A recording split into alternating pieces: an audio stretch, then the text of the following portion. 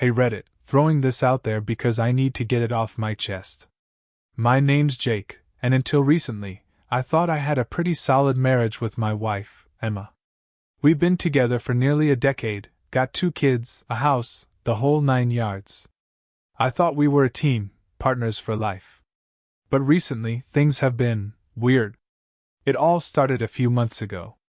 Emma started being glued to her phone constantly, texting and smiling at her screen like a teenager with a crush. When I'd ask who she was chatting with, she'd brush it off, saying it was her friends or work stuff. At first, I didn't think too much of it. I mean, we all need our own space, right? But soon, she started hiding her phone, turning the screen away whenever I'd come into the room. Then came the late nights.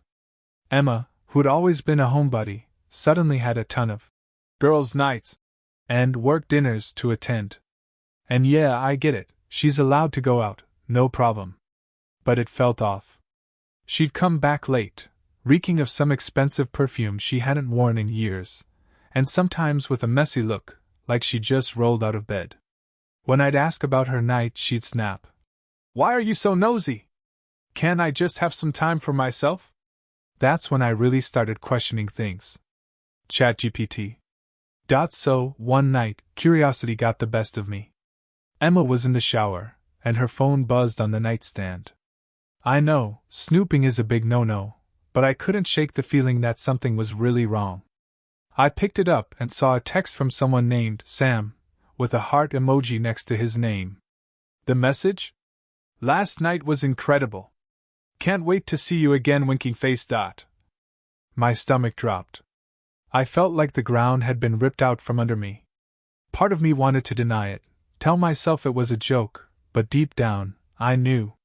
This wasn't a one-time thing or a flirty message with no meaning. It was real. I kept scrolling and found messages going back weeks. Plans to meet, compliments on her appearance, and way too many messages that, well, made it crystal clear this wasn't just an emotional connection. They were sleeping together.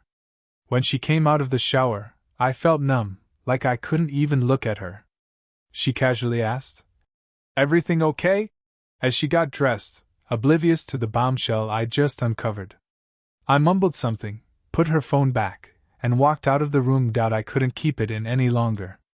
That night, while she was scrolling through her phone, probably texting him, I just blurted it out. "Who's Sam?" Her head snapped up, and I saw a flash of something on her face, fear maybe, or guilt, but it quickly morphed into annoyance. "He's just a friend from work," she said, rolling her eyes like I was being ridiculous. "Cut the crap, Emma. I saw the messages." Her expression changed instantly. Gone was the dismissive attitude, replaced with anger. "You went through my phone? Are you serious, Jake?" she said, like I was the one who had crossed a line. She launched into a tirade about trust and privacy, trying to twist it around and make me feel guilty. But I wasn't backing down. "Trust?" I shot back. "What about you sneaking around with this guy? I trusted you, Emma, and you've been lying to me for God knows how long." She hesitated, then threw out every excuse she could think of. "It's not what you think. Sam and I are just close, okay? We talk. Sometimes we get drinks, but it's not what you're making it out to be." I couldn't believe she was still trying to deny it, even when the evidence was right there. She kept doubling down, insisting that I was overreacting and being insecure. Eventually, she stormed out of the room, saying she couldn't deal with my jealousy. I was left standing there, fuming, while she tried to act like the victim. The audacity was unreal. When she left the room, it was like all the walls closed in on me. The reality of everything hit me all at once. I was hurt, angry, and humiliated all at the same time. I had trusted her, spent years building a life together, and now, all of that felt meaningless. I felt like I didn't know who I was anymore or who she was, for that matter. Every memory of us together was suddenly tainted by her lies, her betrayal. It was like she had rewritten our entire relationship without me knowing. I tried to wrap my head around how she could act so cold, so defensive, when she knew exactly what she'd done. It hurt more than I could explain, knowing she didn't even have the decency to admit it or apologize. She was more focused on blaming me for snooping than on what she'd done. She'd shattered everything between us, and somehow, I was the one who was insecure for catching her. The worst part was the way she'd been lying to my face every day, making me think everything was fine. I could see all those girls' nights and work dinners in a new, twisted light, each one just another excuse to spend time with him. I felt like a fool, like I'd been played. That night, I didn't sleep at all. I just lay in bed, wondering how things could have gone so wrong, and what I'd done to deserve this kind of betrayal. After a sleepless night filled with rage and despair, I woke up to a new day, but nothing felt different. I still felt sick to my stomach at the thought of Emma. I knew I had to make a choice about what to do next, and that realization hit me harder than the discovery of her affair. I spent the morning scrolling through my phone, looking for advice online, reading other people's stories. I found comfort in knowing I wasn't alone, that others had been in similar situations. I thought about my kids and how they'd be affected by this mess. I didn't want them to grow up in a broken home, but I also didn't want to pretend everything was okay when it clearly wasn't. When Emma finally came down for breakfast, her demeanor was different. She looked tired, like she hadn't slept either. She attempted to act casual, asking me if I was going to work, but I could see the worry in her eyes. I couldn't let her manipulate me any longer.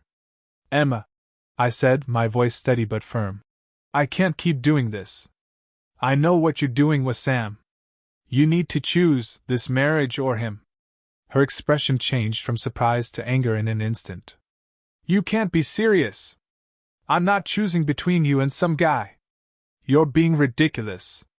"No, I'm being realistic," I shot back. "You made your choice when you decided to betray me. Now I need to make mine. I need time away from you to think about whether I want to salvage this or walk away for good." Her face fell, and for the first time, I saw a flicker of vulnerability. "You don't mean that," she whispered. But I did. I felt a sense of clarity wash over me. I needed to prioritize my mental health and my kids' well-being over keeping up appearances in a marriage that had turned toxic. I packed a bag and decided to stay with my brother for a while, giving us both space to think. As I drove away from our home, I felt a mix of sadness and relief. I knew the road ahead would be tough, but for the first time, I felt like I was taking control of my life again. No more lying, no more pretending everything was fine. I had to figure out what I truly wanted, and right now, that meant stepping away from the chaos and allowing myself the freedom to heal. Staying at my brother's place was a relief. He was supportive, and we spent late nights talking about everything, about Emma, the kids, and what my life could look like moving forward. But the quiet moments were the hardest. I'd often find myself staring at the wall, my mind racing with memories of Emma. The good times felt tainted now, and I struggled to reconcile the woman I had loved with the person who had betrayed me. Meanwhile, Emma had started blowing up my phone. At first, I ignored her messages, but eventually I read a few. She switched between pleading for me to come home, sending guilt-laden texts about the kids, and even trying to turn the tables by saying I was being unreasonable and selfish. One message stood out. "If you leave me, you're destroying our family." That hit hard. The guilt washed over me, but I quickly reminded myself that she was the one who had caused this rift. She was manipulating my feelings, trying to play the victim while acting like I was the villain. I had to stay strong. After a few days, I agreed to meet her in a public place. I wanted to hear her out but also needed to protect myself from her usual tactics. When I walked into the cafe, Emma looked different. There was a softness in her eyes that I hadn't seen in a while. She wore a sad smile, but I could see the underlying panic. "Jake," she started, "I know I messed up. I'm sorry for everything. I didn't realize how much I was risking until you left. Emma, you say that now, but you made your choices. You chose to go behind my back, and it's going to take a lot more than apologies to fix this." She tried to interrupt, but I pressed on. "I need you to understand that what you did isn't just a mistake, it's a betrayal. I can't just sweep it under the rug. The conversation turned into a back and forth of her saying she'd change and that she was going to therapy, while I felt the weight of my decision pressing down on me. I still loved her, but I was learning that love wasn't enough when trust had been shattered. By the end of the meeting, I told her I needed more time. She didn't take it well, getting defensive and saying, "You're being ridiculous. This is all because of Sam, and you know it." I left feeling a mix of sadness and resolve. I needed to focus on myself and the kids, and while I wasn't sure what the future held, I knew I had to prioritize my own healing. The emotional toll was heavy, but I was determined to come out of this stronger, whether that meant reconciling with Emma or moving on entirely. As the days turned into weeks, I focused on rebuilding my life. My brother was a great support system, and spending time with him and his family helped distract me from the constant turmoil in my head. I started exercising again and picked up hobbies I had neglected over the years: reading, painting, even cooking. It felt good to rediscover parts of myself that had been lost in the chaos of marriage and family life. Meanwhile, Emma continued to reach out. She'd send texts about the kids, trying to keep the conversation light, but I could tell she was desperate for me to come back. One day, she asked if we could meet again, claiming she wanted to discuss co-parenting strategies. I hesitated but eventually agreed, thinking it would be good to keep things civil for the kids' sake. When we met at a park, the tension was palpable. Emma was trying hard to put on a brave face, but I could see the worry etched into her features. "I've been working on myself," she said, her voice shaky. "I really am sorry for what I did, and I want to make things right." "Sorry doesn't cut it anymore," I replied, keeping my tone steady. "You broke my trust, and it's going to take a lot more than a few therapy sessions to fix that." We talked about the kids and how we'd navigate shared custody, but every time she brought up the future, I felt a pang of anger. She was so focused on the idea of us getting back together, but I wasn't ready for that. I had to focus on healing, not reopening wounds. One evening, after putting the kids to bed, I sat down with a glass of whiskey, contemplating everything. I realized how much I had neglected myself in our marriage. I had put Emma's needs above my own for so long, thinking it would bring us closer together, but it only drove us apart. That's when it hit me. I needed to set boundaries. I had to be clear about what I wanted moving forward, both for my sake and for the kids. I drafted a message to Emma, outlining my terms for co-parenting and making it clear that I wasn't interested in rekindling our relationship. Sending that message felt liberating. It was like I was taking back control of my life. I knew it would hurt her, but I also knew I had to be firm. I couldn't allow myself to get sucked back into a cycle of blame and manipulation. I was finally ready to prioritize my own well-being. The weeks passed, and life began to settle into a new rhythm. I focused on my kids, spending quality time with them, and gradually building a routine that felt healthier and more fulfilling. Emma and I maintained a civil relationship for the sake of co-parenting, but I stood firm on my boundaries. She still tried to engage me emotionally, often weaving in conversations about our past and her regrets, but I learned to redirect those discussions back to the kids. During this time, I took stock of everything I'd been through. The emotional journey had been intense: shock, betrayal, anger, sadness, but through it all, I discovered something essential: my worth. I realized that I didn't have to be defined by someone else's actions. The betrayal didn't diminish me. Instead, it became a catalyst for personal growth. One evening, after tucking the kids in bed, I found myself reflecting on the whole experience. It was painful, yes, but I also learned the importance of self-respect and self-love. I understood that while relationships can be complicated, my happiness and mental health should never take a backseat. I learned that trust, once broken, is a tough mountain to climb back up, but that didn't mean I had to stay stuck at the bottom. As for Emma, I hoped she would eventually come to terms with her choices and learn from them. I had no desire to continue the cycle of blame and hurt.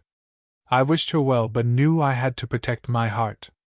To anyone out there facing a similar situation, my advice is this: don't let someone else's betrayal dictate your self-worth. Take the time to heal and reflect. Setting boundaries is not only healthy but necessary for your well-being. Life may throw curveballs, but with resilience, you can come out stronger on the other side. Trust that you'll find a way forward, and know that you deserve happiness and respect, no matter what others may say or do. In the end, this experience reshaped me. I wasn't just Jake, Emma's husband. I was Jake, a man who learned to stand up for himself, reclaim his life, and become the best version of himself for his kids. And that, above all, felt like a victory.